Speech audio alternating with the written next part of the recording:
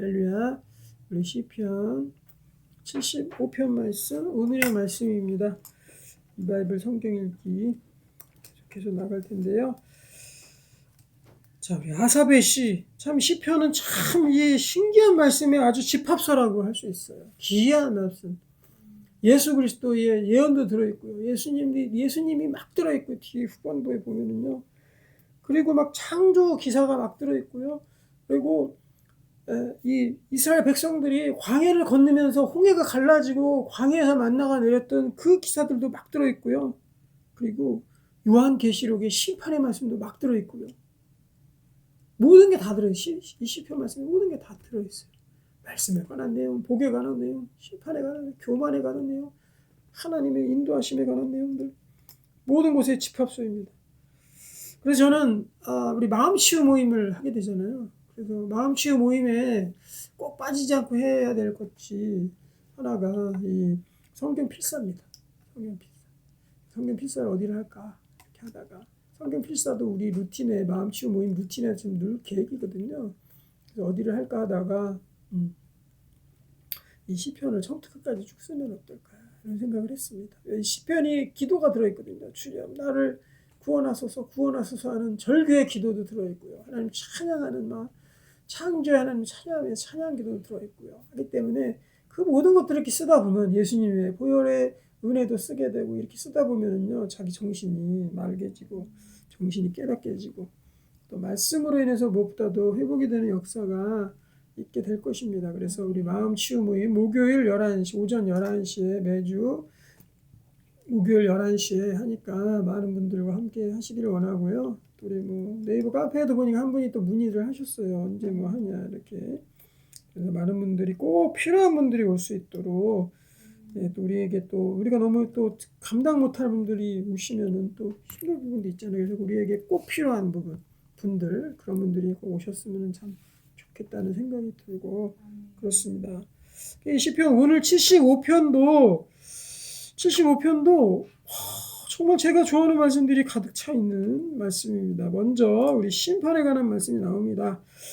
우리 1절부터 한번 보겠습니다. 하나님이여 우리가 주께 감사하고 감사하면 주의 이름이 가까움이라. 사람들이 주의 기이한 일들을 전파하나이다. 주의 말씀이 내가 정한 기약이 이르면 내가 바르게 심판하리니. 하나님의 이 심판의 날이 다가오고 있다는 거죠. 그리고 정한 기한이 딱 있다라는 거죠. 그 기한이 오면은 하나님께서 우리를 바르게 심판하실 것이다. 심판을 먼저 경고하는 거예요. 그러면 시편 기자들과 이 구약 시대에 아삽이라는 사람이 하나님을 바라보고 하나님 묵상하면서 심판할 거라는 걸 어떻게 알았을까요? 우리 신약에서야 사실은 심판에 관한 그런 부분들이 아주 구체적으로 나오지 않습니까? 근데 마치 보면은 신약의 요한계시록에 나오는 심판의 장면처럼 생생한 그런 시편의 말씀들도 굉장히 많이 있거든요. 보면 3절에 보면 그렇습니다. 땅의 기둥은 내가 세웠거니와 땅과 그 모든 주민이 소멸되리라 하시도다. 땅의 기둥이 하나님께서 세우시고 그리고 땅과 그 모든 주민들이 다 소멸할 정도로 이것은 물론 바벨론에 이스라엘 백성들이 끌려갈 당시를 또 생각해 볼 수도 있겠지만은 여기 땅의 기둥이 나오거든요. 굉장히 이거는 전 지구적인 그런 의미로 다가옵니다. 땅의 기둥이 다가오고요. 그리고 내가 땅과 특히 이제 땅을 소멸한다 이런 말이 있잖아요. 땅을 소멸한다. 그리고 그 모든 주민까지 소멸한다. 굉장히 범지구적인 그러한 심판의 내용으로 다가오거든요. 근데 이런 모든 것들이 바로 정한 기약이 이르면 내가 이들을 소멸할 것이다. 이런 말씀들이 나옵니다. 저는 요즘에 이제 요한계시록을 한 해 이렇게 1년에 한 번씩 읽게 되잖아요. 신약을 우리는 무조건 일독을 하니까. 그러면은 요한계시록을 1년 한 해 이렇게 읽다 보면은요. 한 해 읽을 때 다르고 그 다음에 읽을 때 다가오는 강도와 깊이 또 다르고요.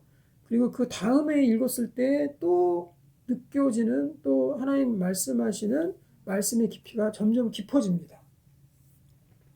그래서 올해 연말에 이제 보통 이 요한계시록 읽게 되는데 올해 읽었던 것 중에 제가 가장 기억에 남는 건 그거예요. 산불이 난다는 거예요.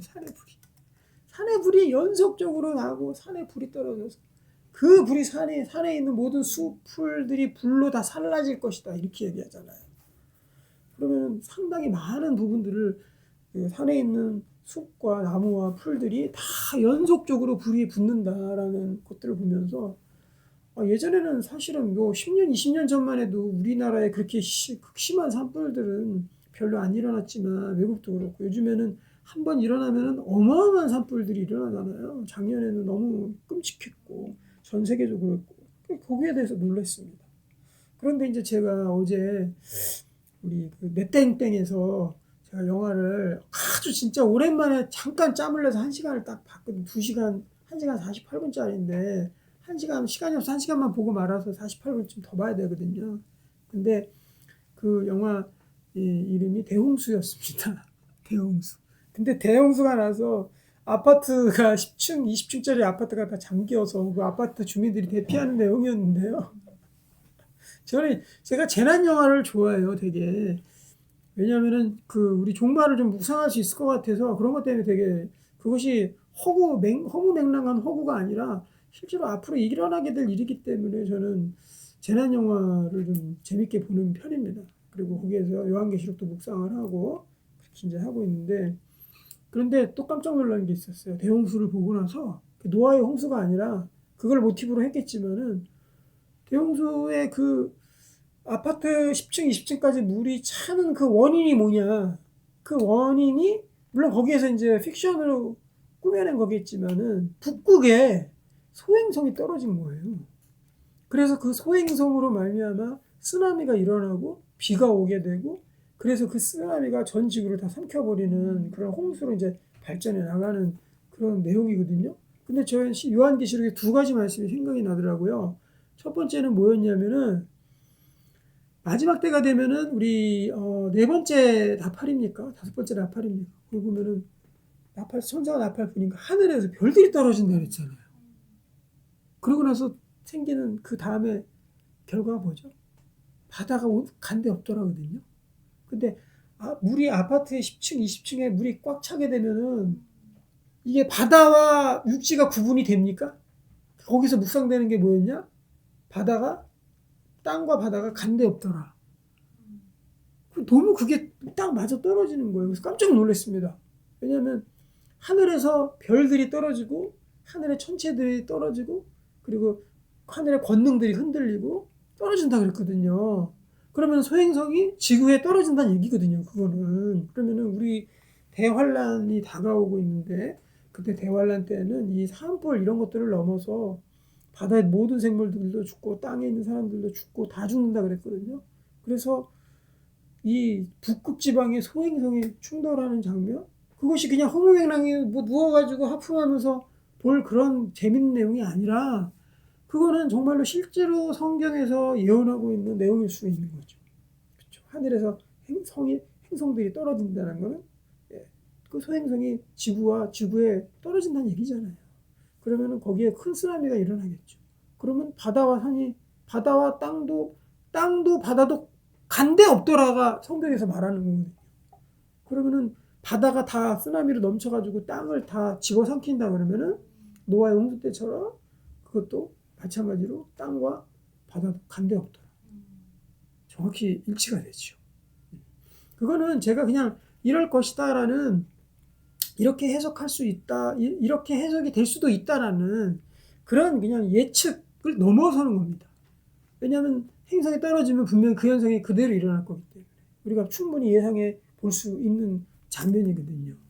그래서 뭐 거기서는 인류를 마지막 씨앗을 뭐 보존한다 그래서 7개 로켓을 타고 탈출하거든요. 그래서 이제 우주로 가서 뭐 인류의 멸종을 막니 어쩌고 저쩌고 하는데 그거는 이제 거기서부터 이제 허무맹랑한 거죠.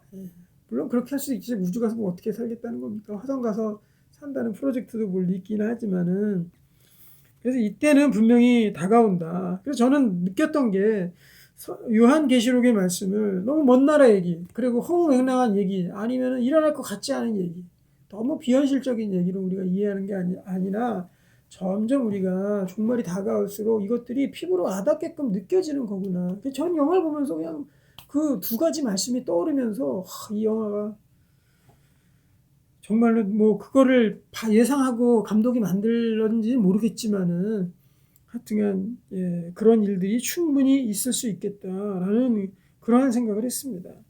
그래서 여기 보면은 모든 주민이 소멸되는 장면이 거기 나오거든요.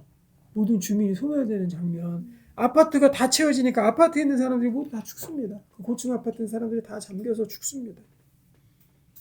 자, 그 다음에 이제 4절부터는 바로 우리를 높이고 낮추는 일은 하나님께 달려있다라는 그 말씀이 이제 우리 4절부터 7절까지가 나오거든요. 그리고 뒤에는 이제 또 심판에 대한 내용들이 나오는데 참 이 아삽의 시인데 아삽이라는 사람도 하나님의 영감을 막 엄청나게 받은 사람 같아요. 그러니까 막 이따가도 심판에 대한 내용도 나오고 하나님의 인도하심에 대한 내용도 나왔다가 다시금 악인들에 대한 내용도 나왔다가 지금과 똑같습니다. 지금 저도 심판 때 하나님의 이 종말로 가는 심판 때문에 늘 경계하고 있거든요. 그 생각 묵상하고 있거든요. 그리고 우리가 높아지고 낮아지는 일에 너무 목사로서도 관심이 많습니다. 또 하나 이 악인들을 어떻게 해야 되냐 여기에 너무 관심이 많아요. 근데 아삽도 똑같은 생각을 그때 당시에 수천 년 전에 했다라는 거죠. 자, 여러분 우리에게 있어서 인생의 목표가 무엇입니까? 이거 한번 잘 우리가 생각해 볼 필요가 있어요. 신앙의 목표가 무엇이고 교회 활동의 목표가 무엇이고 또 내가 교회 출석하고 또 사회생활하고 이런 목표가 무엇입니까? 저는 제일 많은 이 많은 그 의견을 차지하는 비율 중에 가장 많은 비율을 차지하는 인생의 목표는 무엇일까? 뭐라고 생각해요? 당신의 인생의 목표는 무엇입니까? 저는 수많은 사람들이 가장 많은 이 앙케이트 조사를 해보면요. 가장 많은 비율로 믿고 안 믿고를 떠나서 가장 많은 비율로 나온다라고 생각하는 것 중에 하나가 자기가 높아지는 거예요. 그거를 자기 삶의 목표로 삼고 살아가는 사람들이 아마 대부분 그렇지 않을까? 이런 생각합니다. 하다못해 신자들도 사회적으로 높임을 받고 싶기를 원하고 또 교회에서도 더 높은 자리에 가려고 하고 그리고 또 하나 이 목사의 세계 저도 이걸 엄청나게 많이 묵상을 하게 되는데 목사의 세계는 어떨 것 같습니까? 서로 높아지려고는 아니겠지만 그래도 나 자신이 그냥 높아지려고 하는 굉장히 마음이 많이 있어요. 교회도 부흥됐으면 좋겠고 목사로서 막 유명세도 떨치고 싶고 책도 쓰고 방송도 나가고 뭐 부흥회도 다니고 외국도 다니고 이런 생각은 다 누구나 합니다. 그렇지만 그것이 이제 높아지는 것이 아니라 하나님이 사용하신다고 생각을 하면은 물론 그렇게 하는 게 좋겠죠. 그리고 많은 사람들이 귀하게 쓰임 받았으면 좋겠죠. 하지만 우리는 내가 높아지는 것을 위해서 어찌면은 나의 인생의 목표를 삼고 살아가는지도 모르겠어요. 저는 당장 돈 버는 게 목표인데요. 그렇게 생각하는 사람은 지금 당장 돈이 없어서 그런 거예요. 지금 당장 필요한 돈이 어느 정도 채워지고 나면 반드시 그 다음에 오는 목표가 뭐냐? 내가 높아지려고 하는 겁니다. 이제는 먹고 살만하다. 이제 편안하다. 이러면 이제 내가 좀 높아지고 영향력도 미쳐지고 싶고 다른 사람 위에 군림하고 싶고 정치인들의 최종 목표는 대통령의 자리잖아요. 정치 왜 합니까? 뭐 그냥 국회의원만 하고 끝내려고 하는 사람은 없습니다. 누구든지 다 최고의 자리에 권력의 자리에 오르려고 하는 그 욕심들을 가지고 인생을 살아가게 된다는 거죠. 그래서 이 세상에서 하나님께서 우리에게 높아지려고 하는 그 마음이 우리에게 있어서는 하나님께서 원래 우리에게 지은 그 마음이 아니라는 거예요. 하나님의 형상이 아닙니다. 내 스스로 내가 높아지려고 하고 인생의 목표를 내가 높아지는데 삼고 살아가려고 하는 그 인생을 정하는 그런 마음들은 하나님께서 우리의 마음 가운데 원래 지으신 마음이 아니라는 거예요. 내가 높아지려고 하는 거 그거 하나님의 형상의 태초에 형상 창조할 때 그거 없었어요.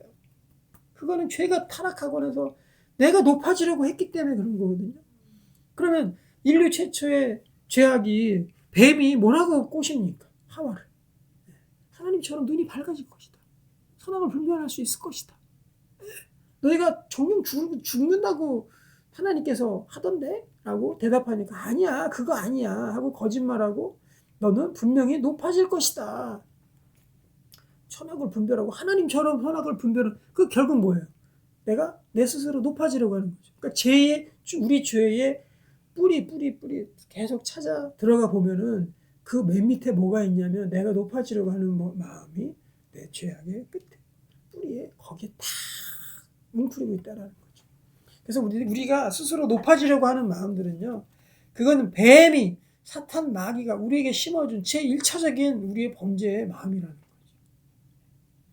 그래서 누구든지 거기서부터 죄가 시작되고 죽음이 시작됐기 때문에 누구든지 다 이 세상 살아가면서 하나님 믿건 안 믿건 우리 기본적으로 갖고 있는 죄성이 뭐냐면 내가 높아지려고 하는 거예요. 내가 더 잘 살려고, 더 높은 자리에 올라가려고. 결국엔 하나님까지 끌어내리고 하나님 자리에 내가 차지하는 게 우상숭배고 내가 마음대로 하려고 하는 예수 그리스도를 거부하는 마음 아니겠습니까?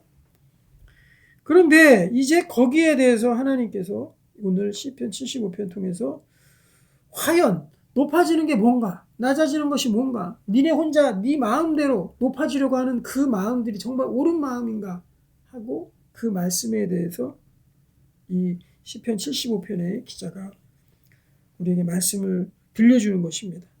자, 4절을 보겠습니다. 내가 오만한 자들에게 오만하게 행하지 말라 하며 악인들에게 뿔을 들지 말라 하였노니 너희 뿔을 높이 들지 말며 교만한 목으로 말하지 말지어다.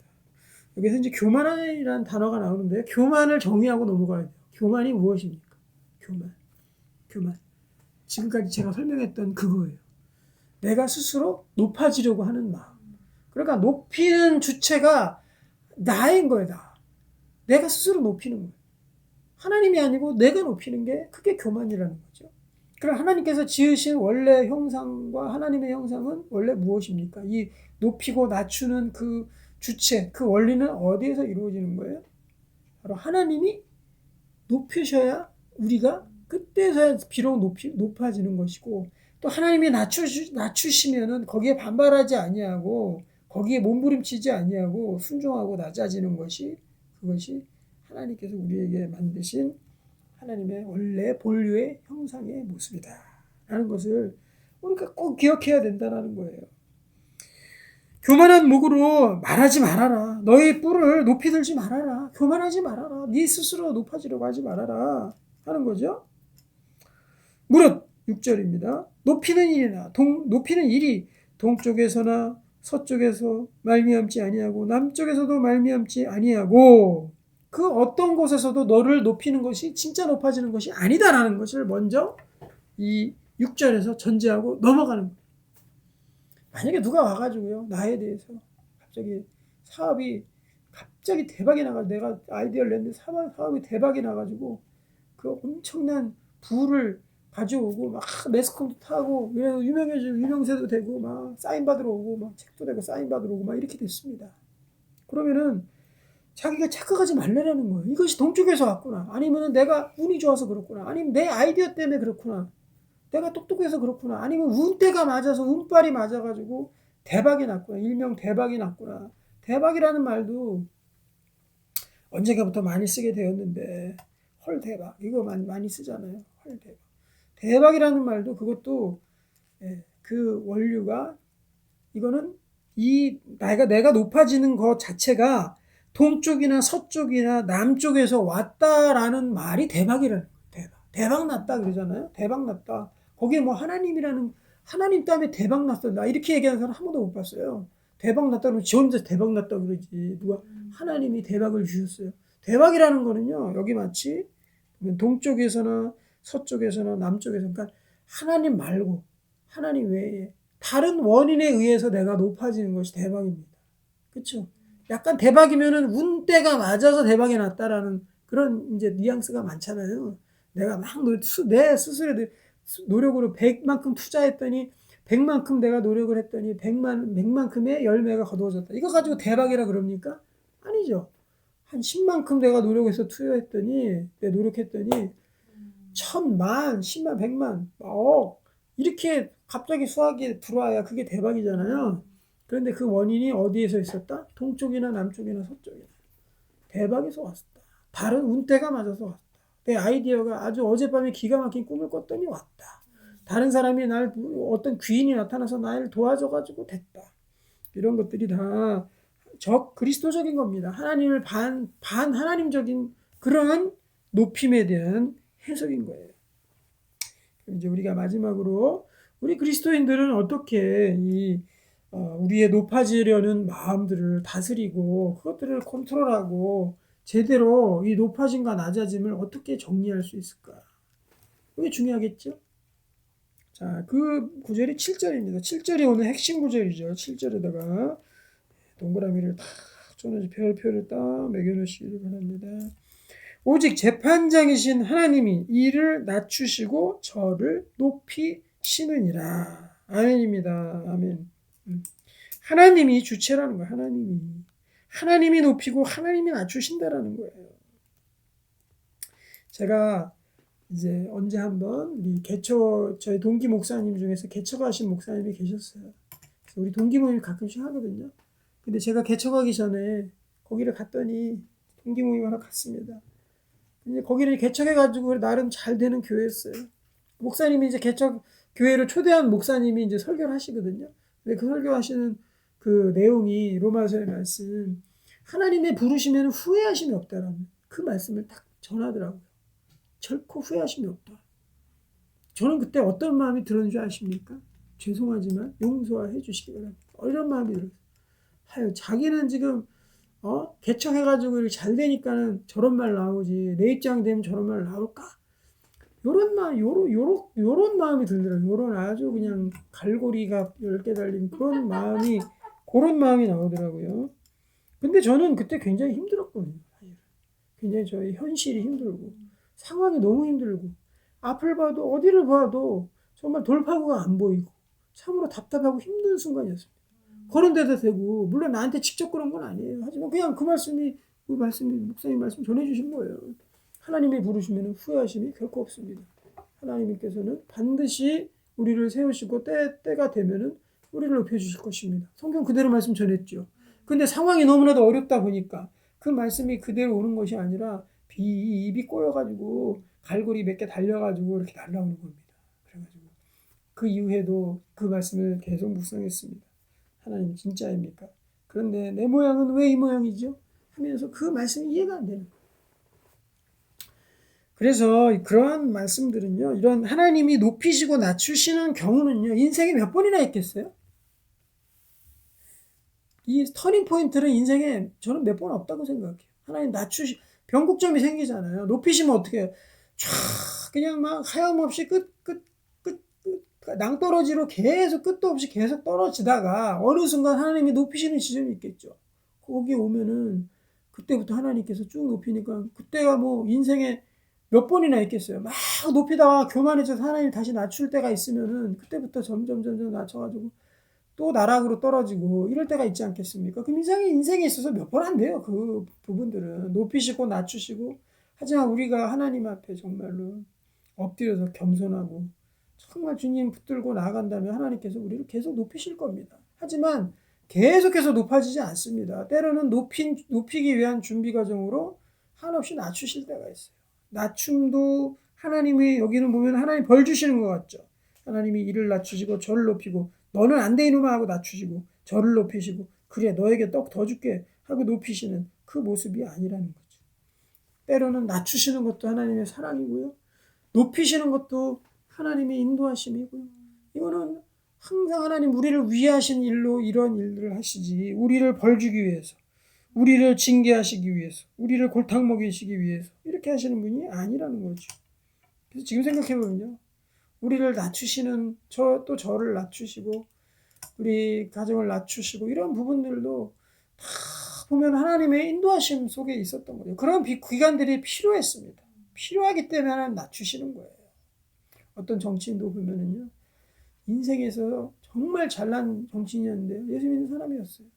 그런데도 보면 인생의 몇십 년 동안을 하나님이 그냥 낮춘 사람도 있어요. 그리고 나중에 이제 어떻게 쓰실지는 이제 모르겠지만은 너무 아까운 세월같이 보이잖아요. 막 20, 30년 이렇게 그냥 날아가는데. 너무 아까운 시간처럼 보이죠. 하지만은 그것이 분명히 하나님의 뜻이 있다라면 그분에 대한 그럼 그 낮추시는 기간도 하나님의 사랑이시고 하나님의 인도하십니다. 라고 생각하면 되겠죠. 그러면 다시 그때 그 교회에 갔을 때로 다시 소환해 봅시다. 이 말씀을 잘 듣고 그 교회로 한번 다시 소환해서 갑시다. 제가 이제 다시 갔어요. 가가지고 동기 모임 목사님 다시 갔습니다. 그래서 그 목사님이 여러분 하나님의 인도하시면은 선택하시면은 후회하심이 없습니다.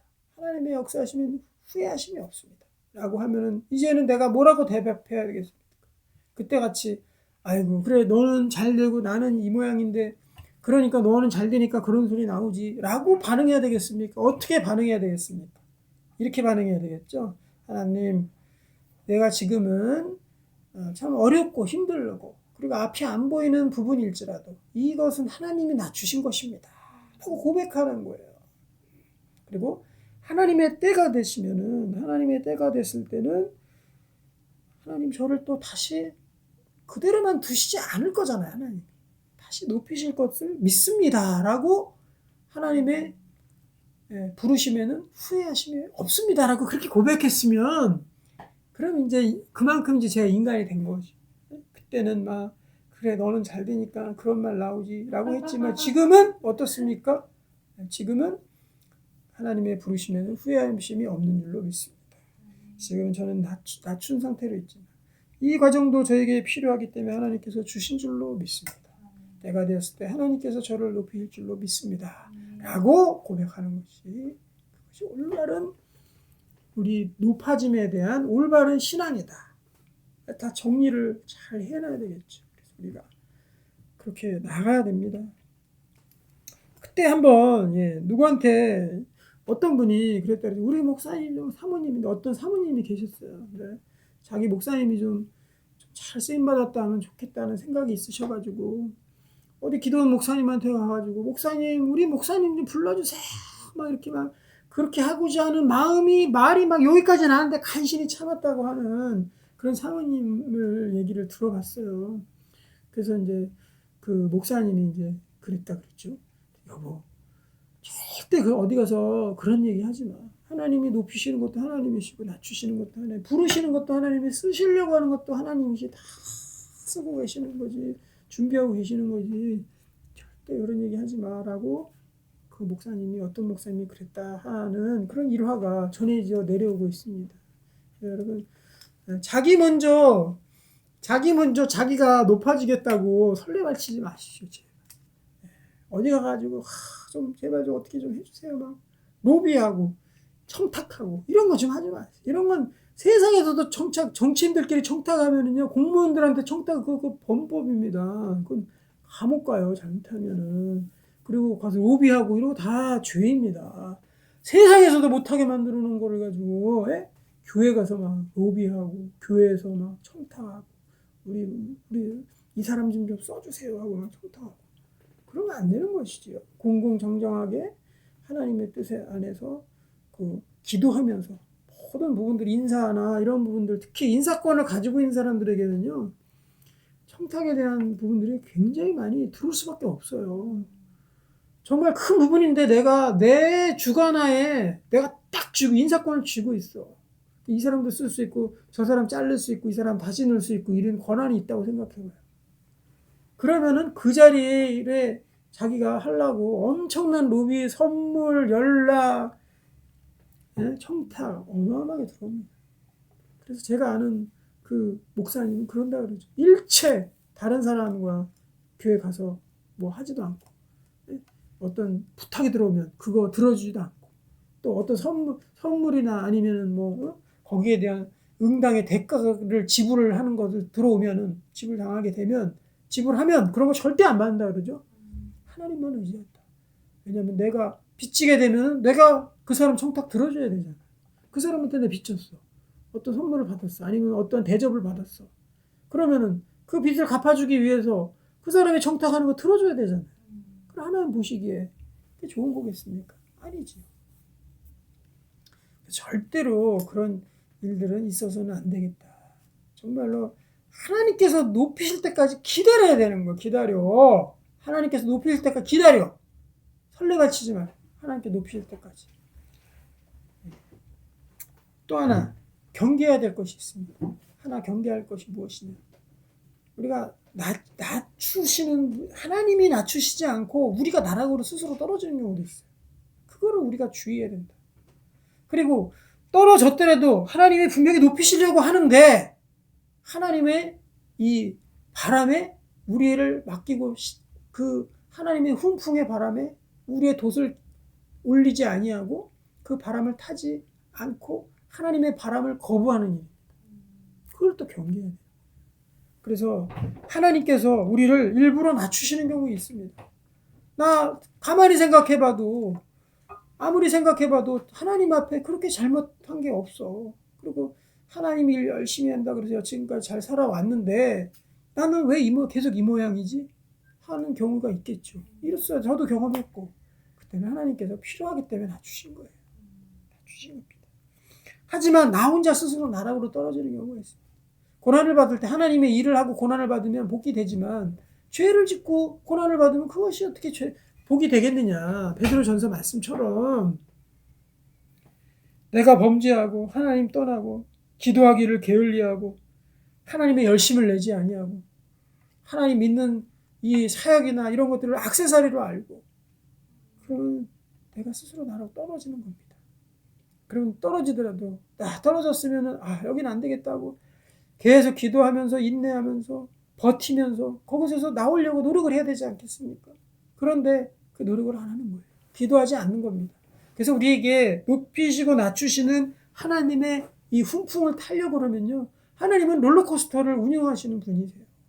그런데 그 코스터를 안 타면 어떻게, 롤러코스터를 안 타면 어떻게 돼요? 높아지지도 못하고 낮아지지도 못하고 그냥 아무 일도 없는 것입니다. 그럼 아무 일도 일어나지 않으면요. 그거는 하나님의 나라에 가기가 힘들어요. 하나님의 이 훈풍의 배에 돛담배를 피시고 올리시고 그 바람을 타야 되는 겁니다. 하나님이 바람을 안 불어주시면 거기에 서서 불 때까지 기다리고 하나님이 순풍을 불어주시면 그때 돛을 올려야죠. 닷을 올려야죠. 닷을 안 올려 밑으로 내린 게 닷이고 위로 올린 게 돛이잖아요. 그럼 닷을 내렸으면은 아무리 바람 불어 닷을 안 올리면은 안 갑니다. 배는. 근데 나 이 자리에 있겠습니다. 나 그냥 다 포기할래. 다 내려놓을래 하고 닷을 안 올려요. 그러면 그 배 안 갑니다. 하나님이 이제 가자 하고 높이려고 그래도 안 높아집니다. 닷을 올려야 내가 닷을 올려야 되는데 안 올리고 그냥 그 자리에 계속 있겠다고 고집 피우고 있는데 거기에 안주하고 있는데 거기에서 열심을 안 내고 그냥 거기에서 만족하려고 하고 있는데 하나님이 아무리 훈풍의 성령의 바람을 부흥의 바람 올리는 또 높이기 위한 바람을 아무리 불어주신다고 해도 그 배가 움직이겠냐는 거죠. 다들 올리시기 바랍니다. 우리는 가만히 보면요. 우리는 한 곳에 하나님은 안주하게 하시는 분이 절대로 아니에요. 그래서 이스라엘 백성들 40년 동안 뺑뺑이를 돈 거거든요. 그리고 가나안 땅으로 그냥 이집트에 있을 때 그 이집트를 망하게 하시고 거기서 그냥 살았으면 되는데 하나님은 한 군데 안주하고 거기에서 그냥 떠나지 않고 이런 분이 아닙니다. 하나님 항상 움직이게 하시고 발전하게 하시고 낮춰졌다가도 다시 올리시게 만드시고 하시는 분이에요. 결국에 정말로 하나님의 영광스러운 자리까지 올라가기를 주님께서 누구보다도 바라고 계시죠. 그러기 위해서는 우리는 하나님께 첫째 포기하지 말고 기도해야 된다. 포기하지 말아라. 그리고 기도해라. 그 다음에 인내해라. 그렇게 하다 보면은 아무리 낮아진 사람도 포기하지 아니하고 인내하고 계속 기도를 멈추지 마라. 기도를 멈추지 마라. 그거 있잖아요. 기도를 멈추지 말고. 그래서 우리는 그건 참 잘했던 것 같아요. 우리가 지금까지 오기까지 그래도 기도를 멈추지 않았던 것 같아요. 위기 때마다 금식하고 위기 때마다 기도원 올라가고 기도가 잘 안 될 때는 내 스스로 안 될 때는 기도원 올라가서 기도하고 그런 것도 참 잘했다 이런 생각이 듭니다. 그리고 몸부림친 적도 있었죠. 이 찬송가 1장부터 635장인가 거기까지 계속 통곡 기도해 하면서 한 3번인가 돌았잖아요. 집에서 또 계속 기도하고 그러지 않았습니까? 지금 생각해보면은 그런 것 때문에 하나님께서 그래도 때가 되었을 때 치유해 주시고 때가 되었을 때 올리시고 하는 부분들이 있지 않았을까 이런 생각을 합니다. 그러니까 결코 포기하지 말아라. 그리고 인내해라. 끝까지 기도해라. 이 3가지 붙들고 있으면 아무리 나락으로 떨어진 사람일지라도 하나님께서 때가 되면은요 그거 지나고 나면 롤러코스터 타듯이 갑자기 하나님께서 높이십니다. 그리고요 하나님의 높이심을 정말로 경험해보지 못한 사람은요 그거를 표현해도 알지도 못하고 물도원 하인들만 알듯이 하나님께서 진짜 사람 한번 높이시기 시작하면요. 한두 것도 없이 그냥 막 높이십니다. 하나님께서. 때가 되었을 때. 하나님의 높이심이 있단 말이에요. 근데 그거 경험해보지 못하면 경험하지 않은 사람은 알 수가 없습니다. 하나님이 그냥 롤러코스터 태우듯이 높이시는 사람. 그 사람은 끝까지 기도하고 인내하고 포기하지 않은 사람. 그 사람 하나님께서. 때가 되었을 때. 맨 정점을 지나야지 올라갑니다. 그 전에 올라가면은요. 거기서는 떨어집니다. 롤러코스터에서 맨 밑으로 안 하고 바로 올라가려면 붕 날라서 가는 수밖에 없어요. 떨어져서 죽겠죠. 그래서 내려가는 힘으로 롤러코스터도 보면 내려가는 그 힘으로 그 탄력을 이용해 가지고 쭉 올라가잖아요. 그러니까 내려가는 것이 그냥 내려가는 것이 없습니다. 우리 인생도 하나님께서 내려갈 때 그 탄력을 올리기 위한 탄력을 예비시켜 주시는 거예요. 에너지를 점점 예비하시고 점점 속도를 빨라서 제일 밑바닥에 갔을 때가 최고 속도거든요. 그때가 최고 속도거든요. 샹 하면서 거기서 치고 올라갈 때가 최고 속도거든요. 그럼 속도가 점점 느려지잖아요. 롤러코스터 보면은. 그래서 그렇게 하나님께서 에너지를 지금 모으시는 중이다. 내가 지금 나락으로 떨어진다. 그러면은 나락이라는 말은 별로 좋은 것 같지는 않습니다. 지옥이기 때문에. 나락이 지옥이잖아요. 그래서 나락이라는 말은 안 쓰겠어요. 밑으로 떨어지고 있다 할 때도 하나님께서 우리에게 기도하는 자에게는 밑으로 떨어질 때도 주님께서 계속해서 에너지를 공급해 주시고 더 큰 힘으로 올라갈 수 있도록 고치시고 회복시키시고 바꾸시고 예비시키시고 준비시키시고 하는 일들이 그 가운데 계속 있다는 거죠. 그래서 때가 됐을 때 하나님께서 쭉 해서 올리시면은요 우리의 깨어진 가정도 회복이 될 것이고 하나님이 올리시면 우리의 또 다 털려버렸던 재정도 다시 복구시켜 줄 것이며 요즘에 재정 파산난 사람이 많아요. 하도 투자들 많이 해가지고 돈 날려먹은 사람들이 한둘이 아닙니다. 지금부터 다시 기도하고 다시 정말로 인내하고 하나님 다시 붙잡고 재물의 허영스러운 재물 탐하지 않겠습니다 하는 고백으로 다시금 시작하십시오. 그러면은 주님께서 다시 하나둘씩 준비하셔서 다시 회복시키실 것입니다. 올리실 것입니다. 그리고 관계 다 깨지고 가정 다 깨지고 그렇게 낮춰진 상태라면 포기하지 말고 계속해서 기도하기를 멈추지 말고 쉬지 말기를 바랍니다. 그렇다면 하나님께서 온전히 때가 됐을 때 다시 회복시키시고 인도하시고 회복시키시는 하나님의 은혜가 있게 될 줄로 믿습니다. 오늘 두 가지만 봤습니다. 하나님 이 땅이 정말로 심판의 시간으로 다가가고 있습니다. 그러한 허무맹랑한 대홍수 같은 그런 것들이 왠지 현실로 일어날 것만 같은 일이기 때문에 영화도 나오지 않겠어요? 상상이 가능한 일이기 때문에 하나님께서 높이실 때까지 절대로 오바치지 말고 꼭 기다리고 하나님의 훈풍을 한번 맞아보시기를 바랍니다. 기도하겠습니다. 하나님 아버지 감사드립니다. 이것들 잘 기억하고 끝까지 하나님 붙들고만 나가게 하시고 내 혼자 스스로 높이는 어리석은 일을 행하지 않도록 인도해 주시옵소서. 이 말씀 듣는 모든 이들이 빨리 회복하여서 모든 부분에 있어서 하나님이 높이시는 것들을 그 희열을 경험할 수 있도록 인도해 주시옵소서. 예수님의 이름으로 기도하옵나이다.